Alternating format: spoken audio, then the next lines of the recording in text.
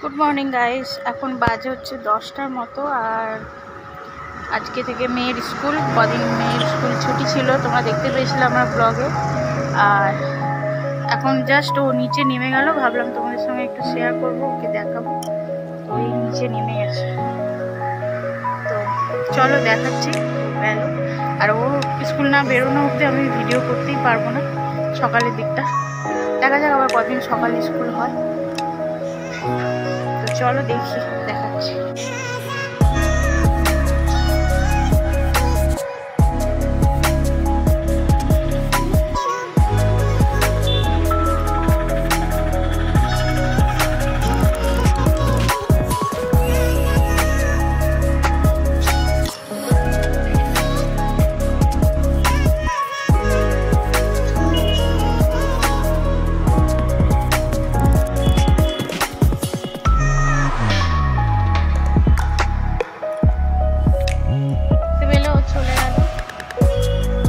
চলো চা পা খাই, এখন চা পা খাওয়া হয়নি, বিছানাও ধরা হয়নি। বিছানা থেকে সব বালিশ ফালিশ বের করা হয়েছে, জাস্ট বিছানা থেকে বের করা হয়েছে। টিফিন টিফিন বানানো হলো সকালে, কয়েকদিন শেয়ার করবো তোমাদের সঙ্গে সকালে। তারপর আজকে বৃহস্পতিবার ছিল, ভালো করে পুজো করতে হবে। আবার আজকেই আবার জল আসে, তো সেই জন্য একসাথে সব কিছু পড়ে গেছে। এখন পুজো করা হয়ে গেছে সকালবেলা। বিছানাটা নোংরা যাচ্ছে, বিছানাটা পরিষ্কার করবো, ঘরটা পরিষ্কার করে তারপর চা পা খাবো। তো চলো তোমরা দেখতে থেকো, সঙ্গে থেকো, আজকে কী কী শেয়ার করতে পারি সারাটা দিন, একটু সঙ্গে থেকো। তো দেখো, বিছানাটা ঝেড়ে নিয়েছি আর নতুন একটা বেডশিট দিয়ে দিলাম। তো আমার কখনো ঠিক নেই, এক সপ্তাহ হয়ে যায়, আবার কখনো 4-5 দিন পরেও করি, যেরকম সময় পাই করে নিই ঝটপট। তো মানে বেড কভারটা চেঞ্জ করি। তো এখন রান্নাঘরে চলে এলাম বক করার পরে। তো রান্নাঘরে এসে জানো, রান্নাঘরের আগে মেন কাজ হচ্ছে প্রথমে চাল ফালগুলো একটু ধুয়ে নিচ্ছি আজকে। আর আজকে না জলটা তোমাদেরকে বললাম সকালে ডিস্টার্ব করেছিল, তো সেই জন্য জল সেরকম অল্প ভরা হয়েছে। তাই ভাবছি এদিকে চালটা মানে ভাতটা আজকে এই কলের জলেই করবো, মানে ট্যাঙ্কের জলেই করে নেবো, ভাতটা শুরু করবো। বাদ বাকি তো ওই বালতিতে নিচে জল থাকে জানো। আর এখানে ওই মাছের মুড়োগুলো দিয়ে আজকে রান্না হবে, তাই চলো চটপট আগে কেটে কুটে নিয়ে এখন। আর এখানে একটু শিম আর আলু ভাতে দেবো, তাই শিম আলুটা ভালো করে ধুয়ে নিচ্ছি। আর আজকে মানে দুটো রান্নার পদই, যে দুটো পদ করবো সেই দুটোই আমার একদম ফেভারিট রান্না, মানে ভালো লাগে খেতে। অনেকদিন পর খাচ্ছি ফেভারিট রান্না ঠিকই, কিন্তু হয় না এখানে, তো অনেকদিন পর এটা করবো, ইচ্ছে হয়েছে অনেকদিন পর করতে।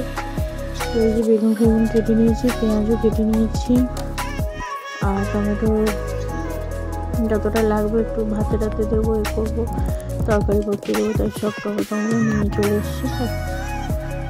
আর আলুটা দিয়ে করবো মাছের টক ঝাল। তো টক ঝালটা দারুণ হয়। তো আমার ব্লগে যারা দেখো তারা জানবে, আমার ব্লগে প্রায় আমি রান্না শেয়ার করি, আমি রান্নার রেসিপি খানিকটা করে বলেই দিই যে রান্নাগুলো করি। আর তো আজকে ভাবছি একটু লঙ্কা তেল করে রাখবো, কারণ আমাদের রোজই কিছু না কিছু ভাতে দেওয়াই হয়। তো তাই ভাবছি লঙ্কা তেল করে রাখলে ওটা সুবিধা হবে, রোজ না হলে সেই একটুর জন্য লঙ্কা তেল করে রাখতে হয়। তাই ভাবছি আজকে লঙ্কা তেল করবো একটা, মানে একদম বেশি করে রেখে দেবো, একটা টিফিনে ভর্তি করে দেবো। তাহলে কি হবে, 2-3 সপ্তাহ এখন আর লঙ্কা তেলের ঝামেলা করতে হবে না। তো এই যে দেখো, অনেকটাই তেল দিয়ে দিয়েছি, জিরে দিয়ে দিয়েছি, আর লঙ্কাগুলো তো বোকা ছাড়িয়ে রেখেছি। আর এইদিকে করে উঠলাম কি, একটু ভিনিগার দিলাম, কারণ এই মাছগুলো প্রায় অনেক দিন আনা হয়েছে, তো করাই হচ্ছিল না, জমেই যাচ্ছিল। আর মাঝখানে কিছুদিন মাংস হয়েছিল, ডিম হয়েছিল, তো মাছগুলো খাওয়া হচ্ছিল না। তো সেই জন্য খানিকটা একটু গন্ধ ছাড়ছে, সেই জন্য আমি ভিনিগার দিয়ে করলাম। তারপরে আবার একটু লেবুও দিলাম, এতে মাখিয়ে রাখলে গন্ধটা খানিকটা চলে যায়। এই হচ্ছে মানে পরিকল্পনা। তো এইদিকে তেলটা গরম হয়ে গেছে, তাই লঙ্কাগুলো দিয়ে দিলাম। কিন্তু আজকে একটা বড় কাণ্ড ঘটে যাবে তোমাদের সামনেই, সেটা দেখতেই পাবে এক্ষুনি। কত বড় একটা কাণ্ড দেখতে পাবে। এই যে দেখো তেলটা ঢেলেছি, দেখো তলা দিয়ে তেল পড়ে গেল।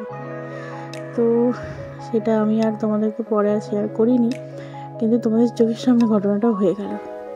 কি না, ওটা একদম গরম তেলটা ওই কন্টেনারে ঢেলেছিলাম, কন্টেনার একদম অবস্থা খারাপ, সেটাও তোমাদের পরে শেয়ার করেছি, দেখতে পাবে।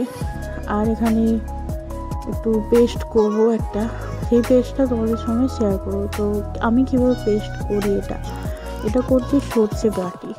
তো সর্ষে পোস্ত যে বেটে রাখি, প্রিজার্ভ করে রাখি, মানে অনেক দিন ধরো 2-3 সপ্তাহ চলে যায়, ওটাতে কাজে লেগে যায় সর্ষে আর পোস্তটা। আচ্ছা, ঝালে ওর আগে এই দেখো, প্রথমে আমি কি করি, সর্ষে আর পোস্তটা শুকনো গ্রিন্ড করে নিই। গ্রিন্ড করার পর মানে গ্রাইন্ড করার পরে ওটা একদম পাউডার হয়ে যায়। তো তারপরে আমি কি করি, জল অ্যাড করে আবার একবার ঘুরিয়ে দিই। তোমরা বাড়িতে করে দেখো যে শুকনো অবস্থায় মানে সর্ষে আর পোস্ত গ্রাইন্ড করে নেবে, জল না দিয়ে। তারপরে লাস্টে জল দিও, 2-3 বার ঘোরানোর পরেই দেখতে পাবে একদম পাউডার হয়ে যায়। তো জল দিয়ে তারপর একটু মিক্স আপ করে নিও। তো এই হচ্ছে আমার মানে বানানো সর্ষে পোস্ত বাটার কায়দা, কেরামতি। এই যে লাস্টে স্টিলের, আর ওই যে দেখো কন্টেনার কী অবস্থা, তো সেটা দেখালাম। তো দেখতে পেলে মানে রান্না করতে করতে কত বড় একটা ঘটনা ঘটে যেতে পারে, সেটাই তোমাদের সঙ্গে আজকে শেয়ার করলাম। তো দেখো রান্না করতে করতে চলে এলাম বাইরে, একটুখানি টিভি দেখছি, আর মামুনি ওখানে করছে সব জামা কাপড় গোছাচ্ছে, মানে সেলফগুলো যে থাকে জামা কাপড়, সেই সেলফগুলো গুছিয়ে রাখছে। তো আমি চলে এলাম বাইরে একটু, আর এই যে মাছ ভাজার তেলটা দিয়ে ভাবছি একটু তেলটা বেশি আছে এখানে, তো তাই ভাবছি আলুগুলো আগে ভেজে নিই, যে আলুগুলো ছাড়ালাম।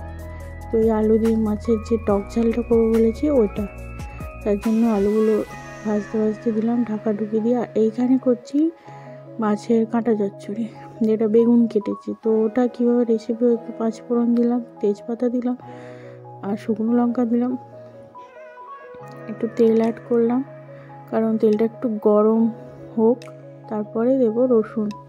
তো রসুন পেস্টটা ওটা একটু ভালো করে ভেজে নিতে হবে, মানে রসুনের যে কাঁচা গন্ধটা থাকে।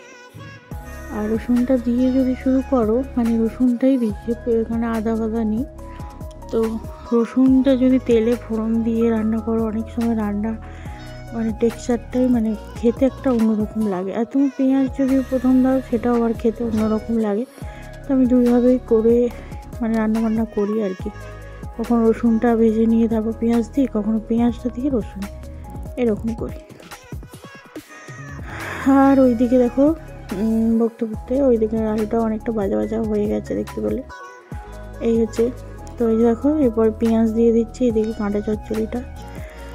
তো আমার ব্লগ প্লিজ দেখো, তাহলে বুঝতে পারবে যে মাঝে মাঝেই আমি কিছু না কিছু মানে রান্নাবান্নার কিছুটা টিপস দিই, রান্নাবান্নার মানে রেসিপিও বলে দিই।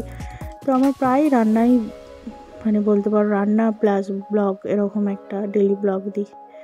এখানে দেখো লাল কাশ্মীরি লঙ্কার গুঁড়ো আর একটু চিকেন মশলা দিলাম, তো দেখবে খেতে ভালো লাগবে। একটু নুন, একটু মিষ্টি দিয়ে দিলাম। আমাদের রান্নায় তো জানো একটু মিষ্টি লাগেই, সব রান্নায় আমি অল্প দিই, মানে যেটা কম বেশি লাগে যেটাতে। আর কাঁটা চচ্চড়ি একটু মিষ্টি হবে, সেই জন্য একটুখানি বেশি দিলাম। একটু ধনে জিরে গুঁড়ো দিয়ে দিলাম, এই হলো। তো এরপরে বেগুনটা তুলে দিলাম, দিয়ে বেগুনটা ভালোভাবে নেড়ে চেড়ে একটু ঢাকা দিয়ে দেবো, ব্যাস। তারপরে টুড়োগুলো দিয়ে একটু গরম মশলা দিয়ে নামিয়ে নেবো, হয়ে গেল কাঁটা চচ্চড়ি। তোমরা কীভাবে করো বলো, আমি তো এইভাবেই করে দিই। তো ওইদিকে আলুটা ভাজা হয়ে গেছে, আর ওই ঢাকনাটাই আবার এই কড়াই দিয়ে দিলাম।